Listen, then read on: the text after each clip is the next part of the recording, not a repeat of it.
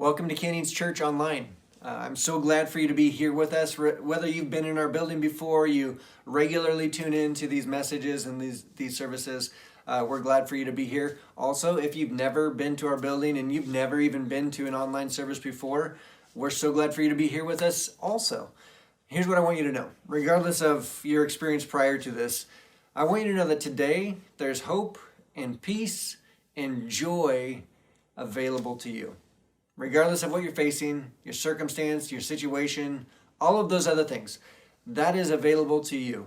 And if you stick around, I think that is taking a step in the direction of those things that we all need and we all want in our life. Now, we are in part 2 of Mind Traps, this series with Clay Scroggins, where he discusses some negative mindsets that actually become mind traps for us. In fact, that is what today is all about, negativity, that it doesn't lead us in the direction that we want to move and head. So stick around for that. We're going to be here under an hour, and there's going to be some singing at the end if you want to stick around for that. We often talk about 4 ways that you can actually engage with us and honestly with our Heavenly Father. It's serving, it's generosity and giving, it is joining a small group, and it's investing and inviting in a relationship. Now, it is a little bit different online versus in person. However, one of the easiest ways to invite someone to experience and join in community with you is actually just to like this video or share it with your friends. I mean, it's pretty simple, pretty easy. And honestly, it's not about us getting more views. It's about people experiencing some truth. And today, the message that Clay's going to be bringing and presenting is a great opportunity for people that might be struggling at this moment. So as you watch it, maybe think about who you might want to share it with, who you might want to encourage to go check this out. Anyway, I hope this is great. I hope it's exactly what you need for today. And we'll talk to you at the end.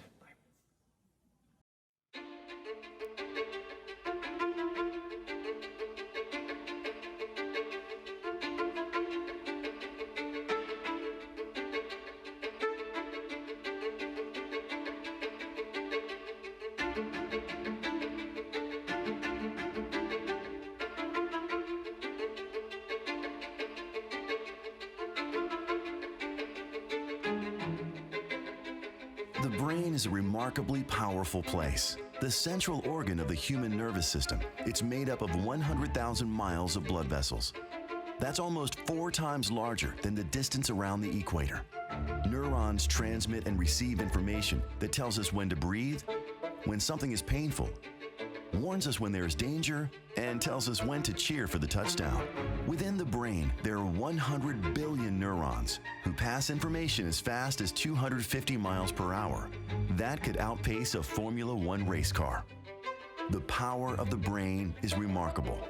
But what if our brains have adopted a mindset that needs an upgrade? Are we in danger of being trapped in our mindsets?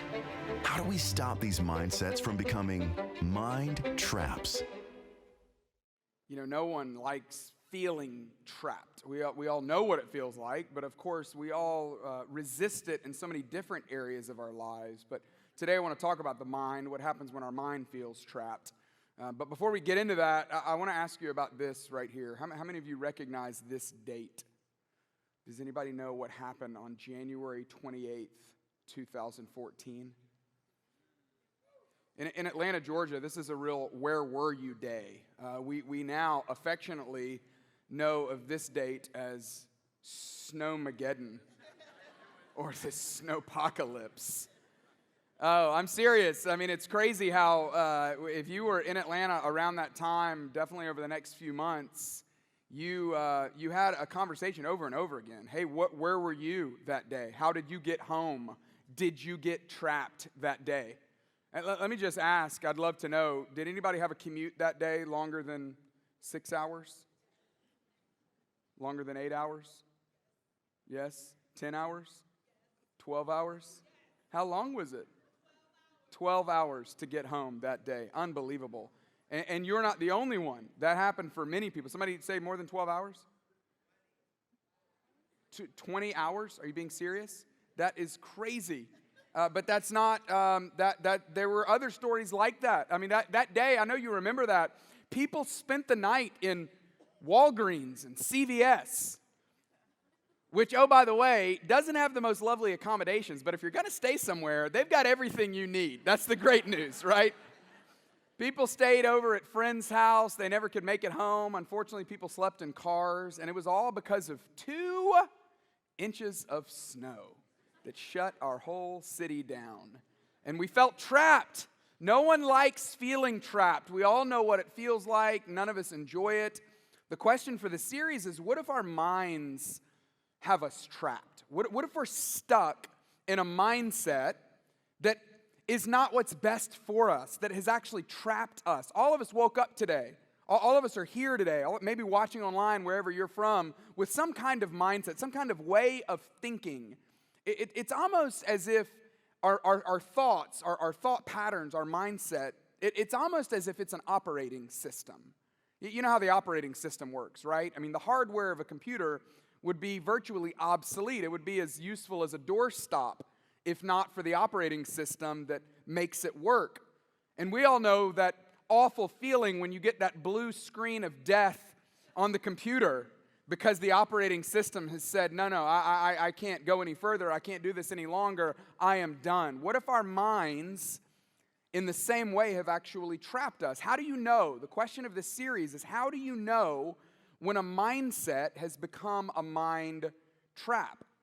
And so what we're doing for 3 weeks is I've just selected, here's 3 very common mind traps that all of us have experienced at one time, in one form or another. Last week we talked about the trap of the victim mentality, why it's so dangerous. Even though there are definitely things that happen to us that make us a victim, it's so dangerous to walk around in this world living out of that mindset, letting that operating system move us forward in life, because it's a trap. Next week, we're going to talk about the all or nothing trap.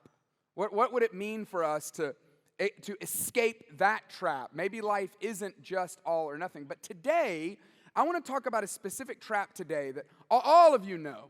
Everyone at different points, different forms have been stuck in this trap. But in order to do this, I need you to play along, okay? So this is a game of participation. I'm not going to call on anyone specifically, but I would love for you to play along. I'm going to give you a scenario. I just made up 3 different scenarios that might just expose whether or not we find ourselves in the trap of negativity. The first one is this. Let's say you're getting your yearly physical. The doctor walks in. What kind of news are you expecting? How many of you would say, oh, he's going to tell me that I'm going to live till 100. Anyone? Okay. And how many of you were like, this is it. We're at the end. He's going to tell me I'm dying. Others of you. Okay. All right. Let's talk about this one. Let's say your phone rings late at night. Okay. This is hard for some of you to imagine because you're like, well, that would mean I'd have to turn my ringer on at night, which I don't do. So when you're sleeping, no one can get a hold of you. But let's just assume for a moment your ringer is on and someone calls you at midnight. Are you thinking, how many of you would say you would think, yeah, somebody wants to chat. This is great. And how many of you would be thinking, oh no, someone is dying? The rest of you. Okay, all right.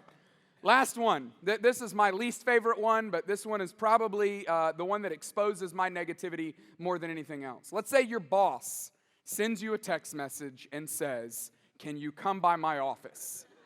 How many of you would go, awesome, she's giving me a raise? There's like 5 of you. And I'm assuming the rest of you would go, this is my last day, I'm getting fired. Yes? Come on, hand up high if that's you. Thank you. And then how many of you, your worst nightmare is when the bubbles go away and you go, whoa, whoa, whoa, you were going to say something. I don't know what it was, but you were going to say something and now I don't know. Not knowing is worse than knowing. Okay, well, I think there's some good news and some bad news. The good news is this is a great opportunity for us today to experience what freedom might look like from the negativity trap. The bad news is that I think all of us, at one point or another, know what it feels like to be caught up in, to be locked up in the negativity trap. And so today I just want to talk about what would it look like for us to get free from it. Some of you are like, well, I'm just naturally free from it. Because as you know, there are 2 kinds of people in the world, right? There are people who are positive, and then there are people who are, realistic. Exactly right, yeah. There are no negative people in the world. Any one of you somebody has accused you of being negative, you've said, no, I'm not negative. I'm just realistic, okay? It's very different. I'm not being negative, I'm just telling you what's going to happen, all right?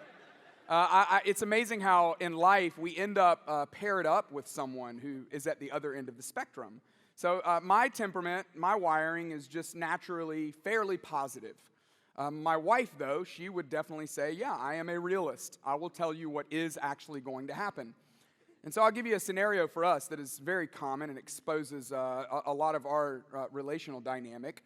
Let's say once a year or so, we take a road trip out to Texas to visit her parents, and we've got a bunch of little kids, and so our van will just be trucking it down the road, but at some point, everyone has to eat, and so naturally, I will see this sign on the side of the road, the Cracker Barrel, where I'm like, who can resist, right? The chicken, the dumplings, the fact that they put them together in such glorious fashion. And so I'll make a suggestion. I'll say, why don't we pull over and let's just take a break and let's all eat together at Cracker Barrel. It will be a beautiful experience. And in my mind, I've got these visions of grandeur of us all just sitting around the table, having wonderful conversation. You know, at one point in my mind, the server comes by, the 5-star server, comes by and says, you must be 5-star parents. How did you get your kids to behave like this? And so I say to my wife, I'll say, hey, we ought to pull over and go to Cracker Barrel. And she says, you can do that. I'm going to stay in the car. Because as we both know, that's not what actually happens. What ends up happening is 2 or 3 kids end up ordering food that they don't even touch. The rest of the children end up fighting. One of them's glued to the iPad with headphones in. One of them standing on the table throwing that little golf tee game across the room. And the server will eventually come by, not to compliment our parenting, but to ask us to leave. Meanwhile, we'll walk to the car through that gift shop, and someone will break something, the most expensive thing in that store that we will end up buying. And so my wife naturally goes, sounds like a great time, let's do it. See, we all have these 2 voices going in our minds at all times. Do you ever talk to yourself? Is it just me? All the time, every single one of us do. There's this running conversation that we have with ourselves. And maybe you've got on one shoulder, you know, just the one that's leading the positive parade. And then on the other shoulder, you've got the one that's just offering a negative opportunity or option to every single scenario. What could happen? What might happen? All of the uncertainties of life. Well, you probably know that the reason why you haven't gotten the phone call is because there's something wrong. She didn't really like you. She's really gone. She's with someone else. I mean, all the reasons why. And we just naturally fill up our mind with negativity. And what's amazing to me about negativity is it's both addictive, but it's also contagious. The more we're around it, the more we're prone to it. Positivity is just, it's difficult, and it's becoming more difficult in our world. In fact, our world has become, wouldn't you say, just more and more negative. A lot of people think that our world is driven by Duncan, but I would say our world is really driven by fear. I mean, fear is what drives so much of our media, so much of our uncertainty about the future. And our mammal brain just naturally wants to run with the herd. Our mammal brain naturally is used to sharing threats with other people, establishing a common enemy, and then working together to stay protected from that common enemy. And if we're to step away from the herd to go see the threat ourselves, then we might just end up in the jaws of the predator. See, there's a reason why negativity abounds in us. And yes, positivity has a cost, but there's actually a benefit that's far greater, that outweighs the negative trap that we find ourselves in. In fact, just like we did last week we talked about this Old Testament character named Joseph. Today I want to talk about, I want to pick up right where we left off. We ended last week saying that you can't really talk about being a victim without talking about the victory that Jesus has offered to us. And we read this doxology out of Philippians 2. The author of that letter of Philippians, the letter to the church at Philippi, is written by a guy named Paul. And so today I just want to take a bird's eye view. I want to pull out a couple of different verses from that letter, the letter to the church at Philippi. My hope is maybe the only application that you receive from this is that you leave today and decide to read through the letter that Paul wrote to the church in Philippi.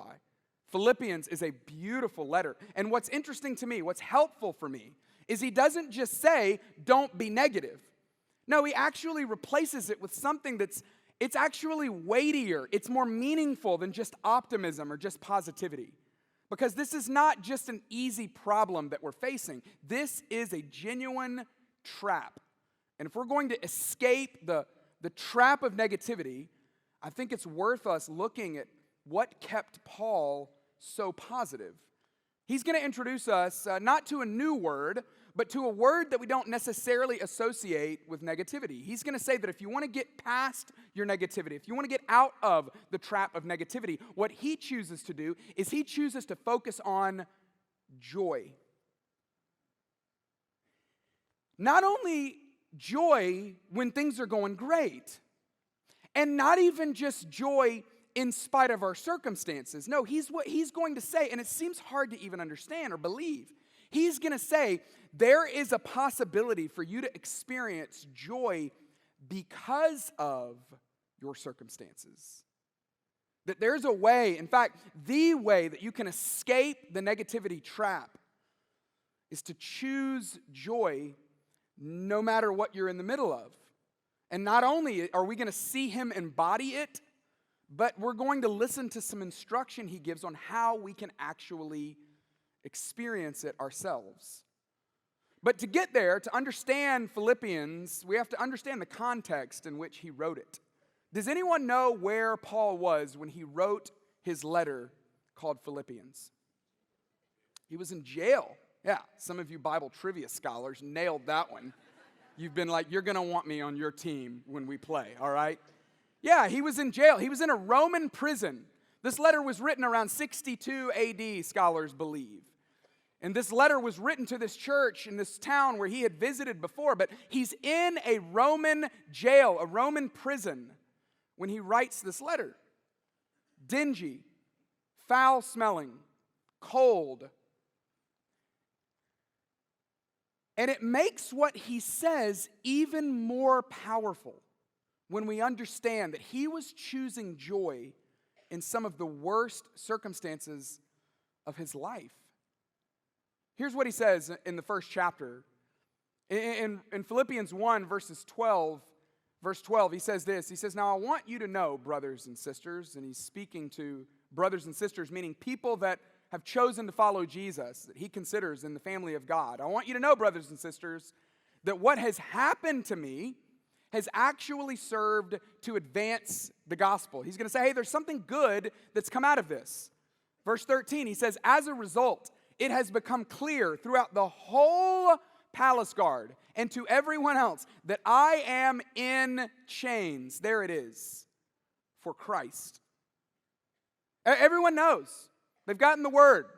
The word has spread that I'm in chains, but I'm not just in chains because I'm in chains. I'm in chains for Christ. And then he gives some examples of the good that has come out of this. In fact, this is where he makes the statement about finding joy because of the circumstances. Verse 14, he says, and because of my chains, most of the brothers and sisters have now become more confident in the Lord. And they dare all the more to proclaim the gospel without fear. Not because they don't have anything to be afraid of. No, they actually do have something to be afraid of. Look at me, I'm in prison. Listen to me, I'm in prison. I get it. This is not what I would have drawn up either. But my confidence that God is with me, that God, whether in this life or the next life, is going to deliver me, that God hasn't left me, it's given everyone else around me confidence. It's given them confidence, and it's given them an amount of courage that they have never experienced before, where they don't have to be afraid of the things that most people are afraid of. All of this has happened because of my circumstances. See, he had so much joy, and we see it in so many different places in this letter. This is a very short letter. There's only 4 chapters. You can pardon the confetti. There was a real party here last night. Some of you were like, oh no, is that snow? Hurry, run. We've got to go home. Only in Atlanta. That's awesome. So just ignore the confetti if you can. There's at least 16 different places in this letter where Paul talks about the joy that he has. Yes, I'm in prison. Yes, I'm chained, maybe even to a Roman prison guard. But I'm just telling you, I can still choose joy even in the middle of this circumstance. I have joy for you. I have joy for what God's done. I have joy for what God is going to do. I have joy for who God is. And I'm convinced, after reading Philippians a number of times, that having joy in our life begins with the thoughts in our mind. If you want to get to that place where he was, this immense amount of joy, this overwhelming amount of joy, it begins with the thoughts in our mind. See, nothing replaces negativity like joy. Nothing gets in the way of our negative thoughts like joy does. And so he helps us out.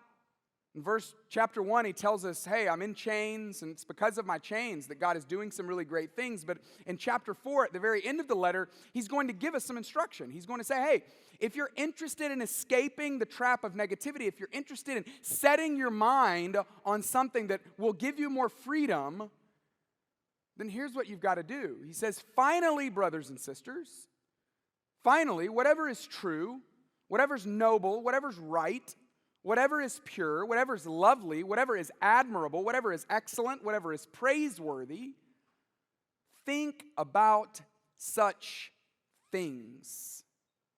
And this verb, think about, means to dwell on. It's an active state of consideration.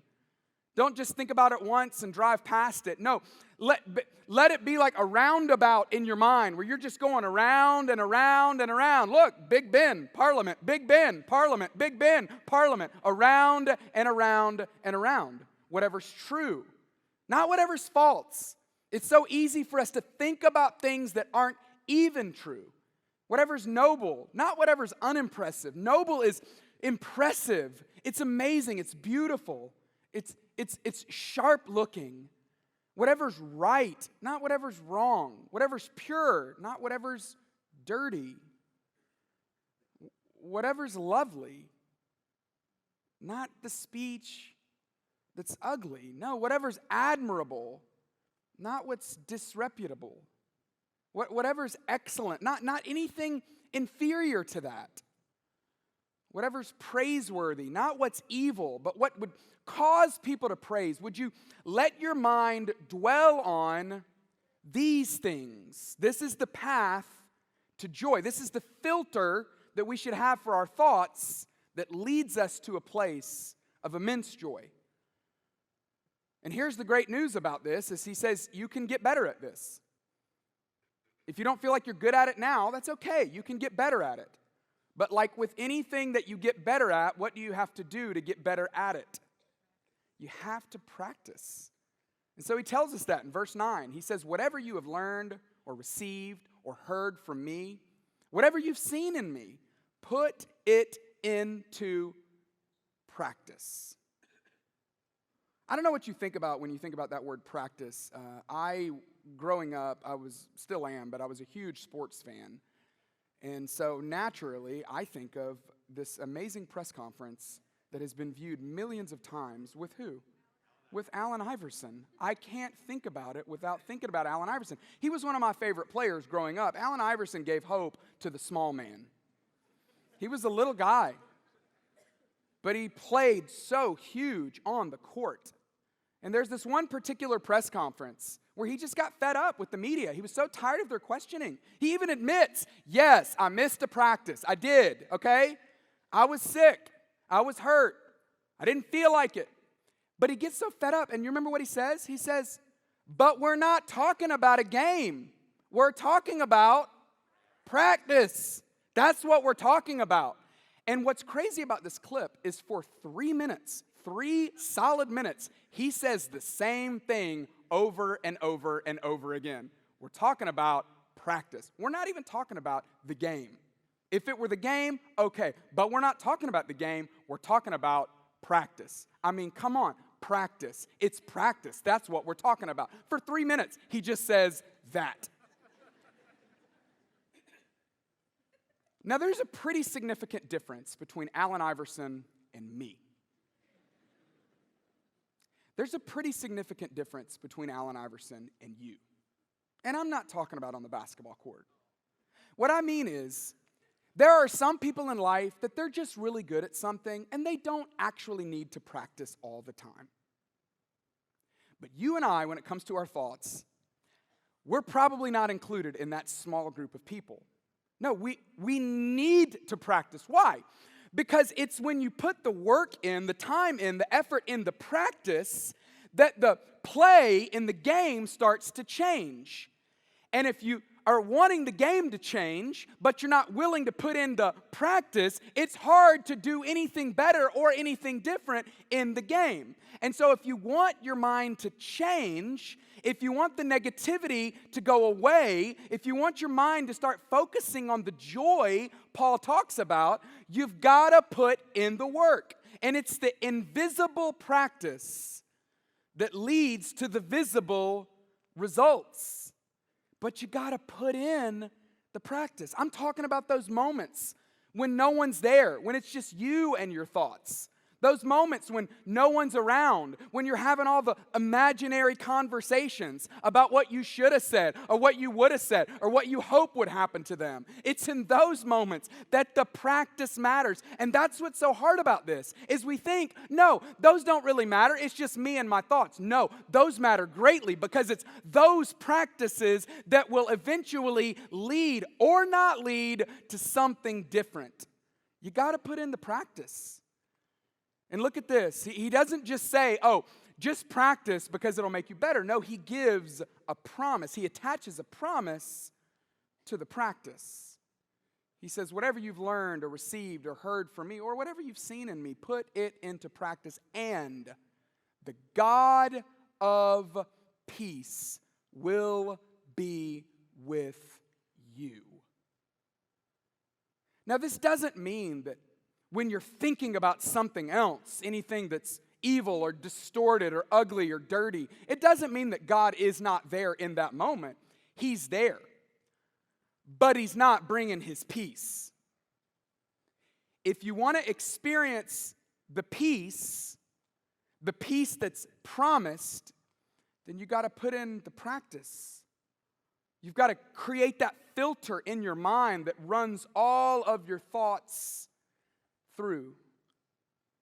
So what I want to do is I just want to give you, using what we learned from Paul in Philippians and in one other place in his writings, I want to give you just some real practical application on how you can do this, because this can be very ethereal, it can be very vague, and it can be difficult to grab a hold of and know what to do, and I would hate for any of us to leave this and not have anything we can do different. So I'm going to give you just 3 applications. Here's the first one. Take your thoughts captive. Paul says this in 2 Corinthians 10, in another letter that he writes. He says, we demolish every argument and every pretension that sets itself up against the knowledge of God. Any argument, any pretension that sets itself up against, like I'm going to go up against the knowledge of God, Paul says, we take captive every thought and make it obedient to Christ.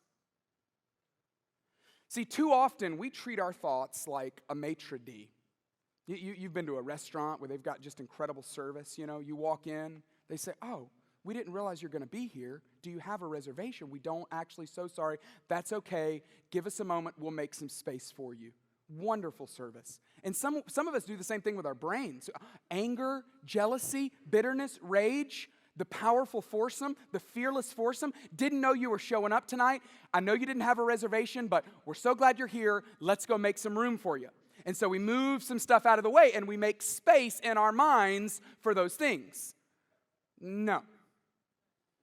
We need to actually treat those thoughts more like this person would treat those thoughts. You know him, right? And I don't mean like Liam Neeson, the actor. I mean Liam Neeson in Taken. That's what I mean, okay? Where he leaves that voicemail, I don't know who you are. I don't know what you want. If you're looking for ransom, I can tell you I don't have money. But what I do have is a very particular set of skills.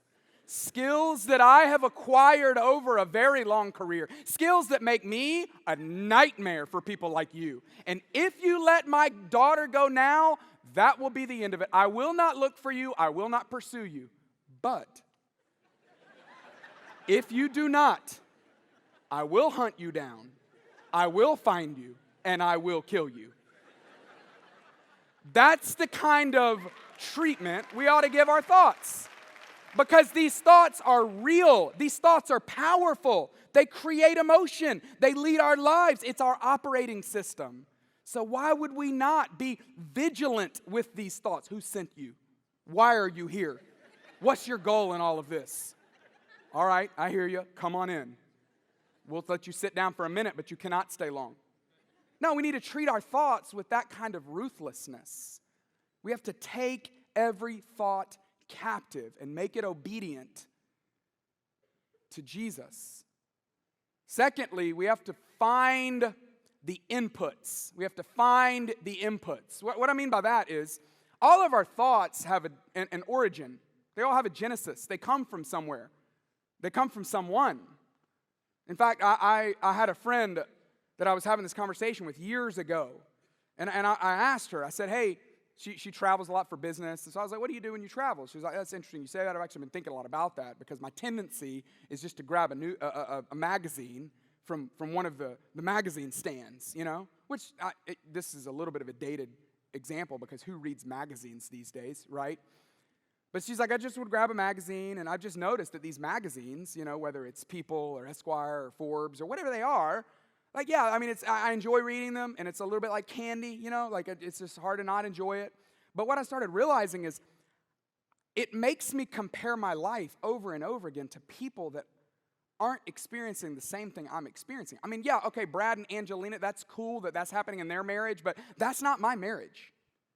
That's really cool that Ryan Gosling, it looks like that, but that's not really my life, which is very debatable, Ryan Gosling in general. I don't know. There's real mixed opinions about him, but I'll let you decide on what you imagine of Ryan Gosling. But you have to find the input. You got to find, hey, where's that comparison coming from?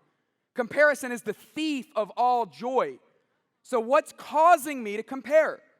And I'll tell you what it's not. It's definitely not social media, y'all. Social media is so positive, helpful, encouraging. Never once has that ever made anyone think less about their own life when they saw their best friend who just had a birthday party and didn't invite you to it. So that never happened. So you can take that one off the list. But there's some other inputs that might actually be worth thinking about. The people that I'm hanging around. The news sources that I'm exposing myself to. What am I reading? Who am I putting in my life? What voices am I allowing to have space in my head? Would you be willing to not only take your thoughts captive and go, who sent you? Why are you here? But would you also go, hey, where did you come from? What's this? Where was the input? Who sent you here? And then lastly, I want to give you one last application, and this one's actually directly from something Paul said in Philippians at the end in chapter 4. He says this, he says, verse 4, rejoice in the Lord always. I love this part. Again, I say rejoice. I've sung all the songs. I've read this verse dozens of times. But reading it in this context over the last few weeks, it's taken on a whole new meaning for me. And I've started to really feel like I'm tapping into the power of what this means, that we would rejoice in the Lord. Again, I say rejoice.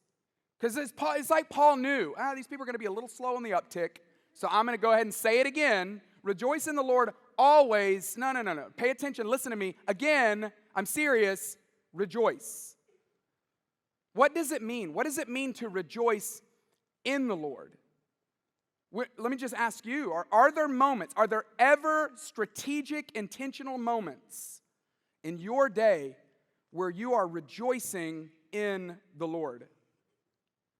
For those of you that are not Jesus followers, maybe a friend invited you and Maybe for you, this is even difficult to understand because you're like, what does that even mean to rejoice in the Lord? That sounds like a Christianese, you know?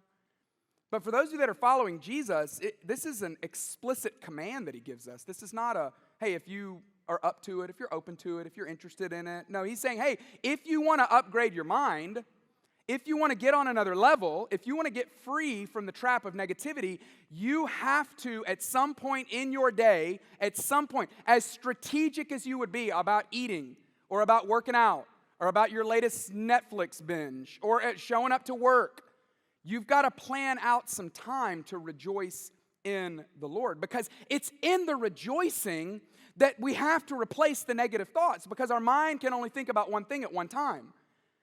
And it's in that moment that the negativity is almost repelled by the rejoicing. I saw this yesterday in a really profound way that I probably haven't really emotionally gotten over. But about 2 weeks ago, it was actually the day before Kobe died, a mentor of mine passed away. And so I was mourning Kobe's death in a whole different way because of what it reminded me about this particular mentor of mine who had passed away. His name is Reggie Campbell, and I wasn't the only one who was mentored by him.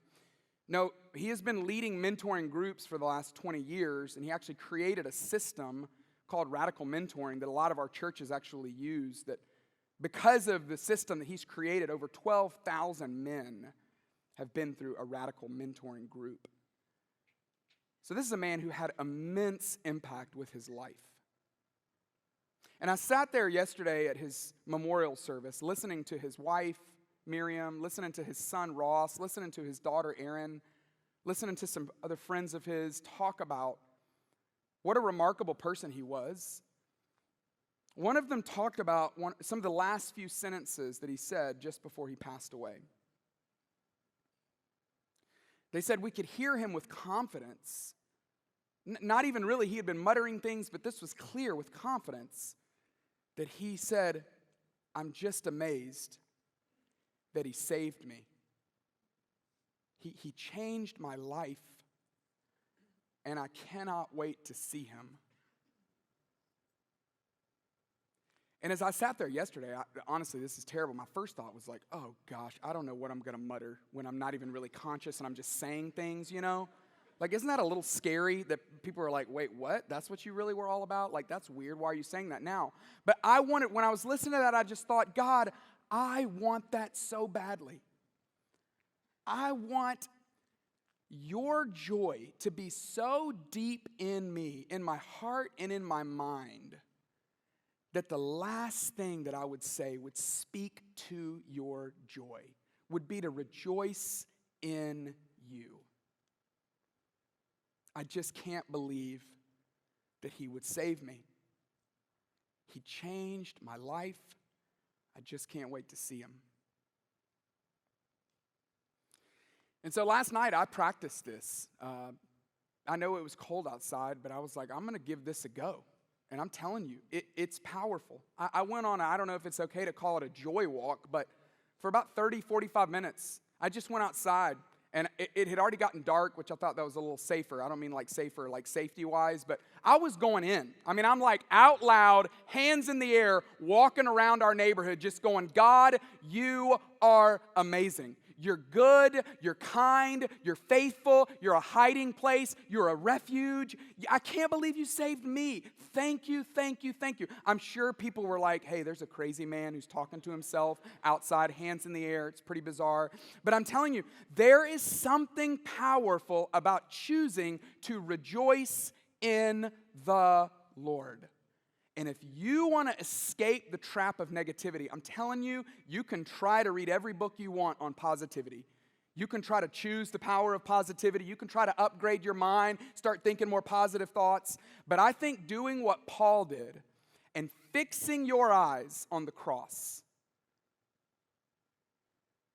I think it's the best way. I love what the author of Hebrews wrote, chapter 12. He said, since we're surrounded by such a great cloud of witnesses, let us throw off everything that hinders us, including our thoughts, and the sin that so easily entangles us. And let's fix our eyes on Jesus, the author and the perfecter of our faith, who for the joy set before him, I love that, That Jesus had joy set before him. It's almost like in the background of the cross was the word joy.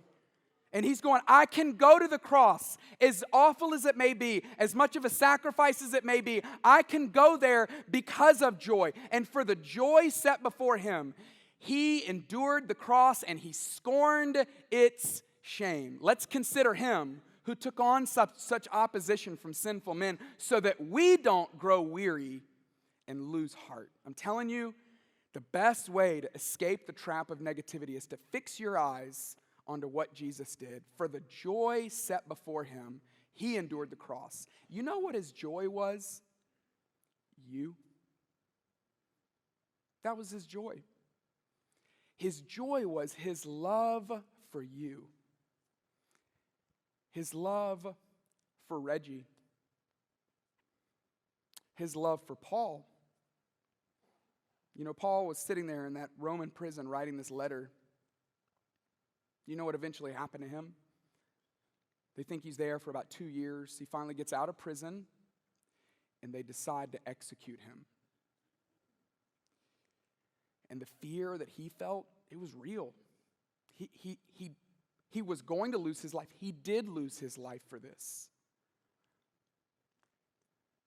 But he kept his eyes fixed. He kept his eyes fixed on the cross, and God allowed him to escape the trap of negativity. And that's my hope for you. In fact, that's my prayer for you. Some of you, the best thing that you could do is right when we're done here. I know a lot of you are watching this message and you're not in our building, but if you're in the building right now, I would just love to invite you in a little room that we have called the studio. We've got a group of people that are there that just want to pray for you. And maybe you're going through a tough season, maybe you're not. Maybe you're going through a great season. Maybe you've got a new marriage, or maybe you got a new job, or maybe you've got a new lease on life, or maybe you've got something that's really holding you back. I would love to invite you to go allow them the privilege of praying for you, because our hope, our prayer, is that God would allow us to escape the trap of negativity by fixing our eyes on him. For the joy set before him, he took on the cross, and so can you. Heavenly Father, I recognize these are just words, and I'm not a psychologist. My ability to even understand the brain is so small. But God, I'm just banking on what Paul said, that there is power, there is peace, there is a promise when we rejoice in the Lord. And so I pray that every single one of us in our own way would make time to do that. Maybe it's by reading Philippians, maybe it's by going on some kind of walk, maybe it's by having a conversation with someone, maybe it's allowing someone to pray for us. But I just look forward to the day when your church is made up of positive, forward-thinking, can-do, hope-filled, anything is possible kind of people. Just like you've allowed us to be for so many generations.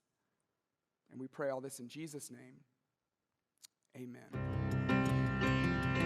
All right, come on, everybody. We want you to sing along with us. We believe these songs are powerful. So just join us as we sing together. Let's do it. I raise a hallelujah in the presence of my enemies. I raise a hallelujah louder than the unbelief. Oh, yeah. I raise a hallelujah. My weapon is a melody. I raise a hallelujah. Heaven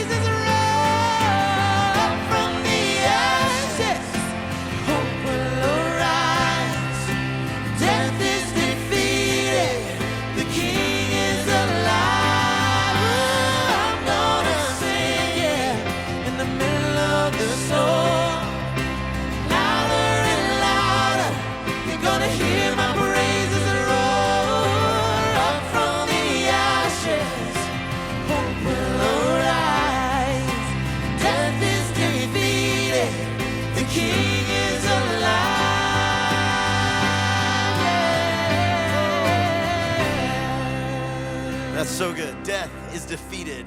The King, King Jesus, is alive. The one who brings us hope, because in his death and resurrection, he gives us everything we need. And we can say this, it is well. It is well. Come on. Grand earth is quaked before, moved by the sound of his voice.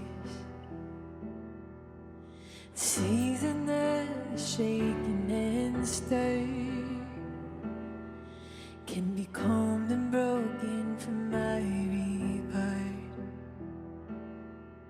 Through it all, my eyes are on you. Through it all it is well. Through it all, my eyes are on you, and it is well with me.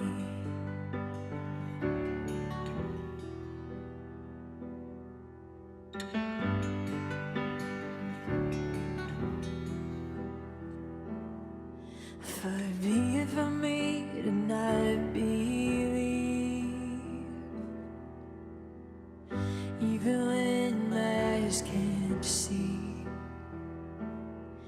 But this mountain that's in front of me will be thrown into the midst of the sea. Through it all, my eyes are on you.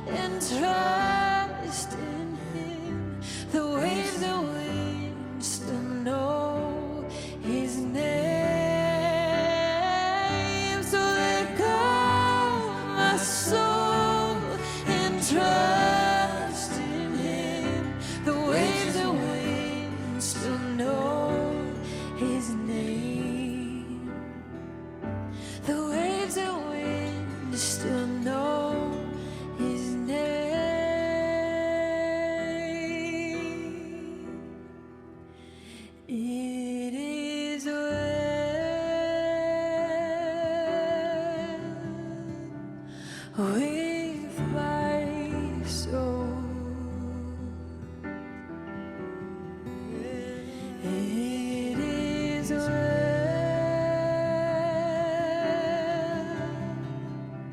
with my soul. It is well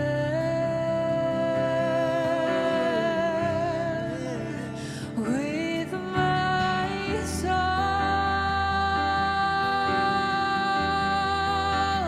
It is well. It is well with my soul. It is well. It is well with my soul. 'Cause you stay the same, God. It is well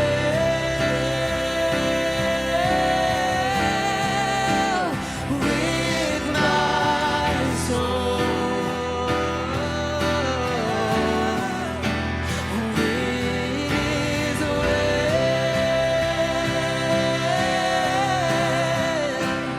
with my soul. It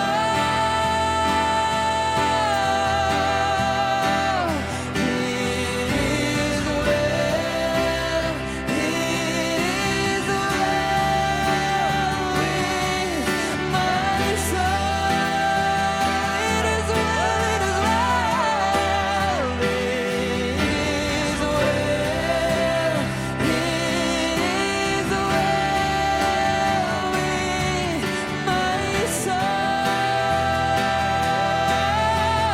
with my soul.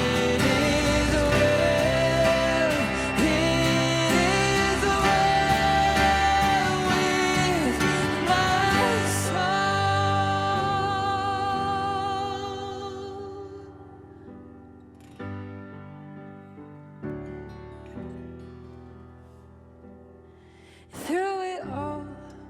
Through it all, my eyes are on you. Through it all, it is well.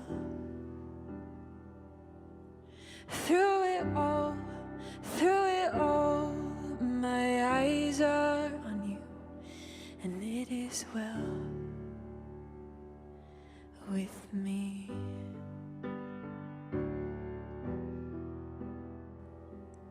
Jesus, you are constant. You are the only constant. And so teach us what it is to fix our eyes on you, the constant one who is constant to be moving, constant to be active where we can't be, constant to be faithful when we're faithless, constant to be loving when we're unlovable. That's who you are. God, when we feel helpless, you remain the same. And so we fix our eyes on you right now and trust you. Free fall into who you are, always. Thanks for teaching us, God. Amen. As we finish up today, I want you to know that you're here for a reason, that you sat through and experienced that and watched that for a purpose and for a reason. Maybe it's for what you're struggling with, or maybe it's what you're going to be going through the next season or a couple seasons from now. Or maybe it's specifically for somebody else, that you're not struggling with negativity right now. That's not something that is burdening you right now. But maybe somebody in your life is. And maybe it's up to you to do something about it, to love them enough to enter in to the mess that they find themselves in. I hope that you have courage and boldness to do what you know you need to do. Now, go do it, and we will see you soon.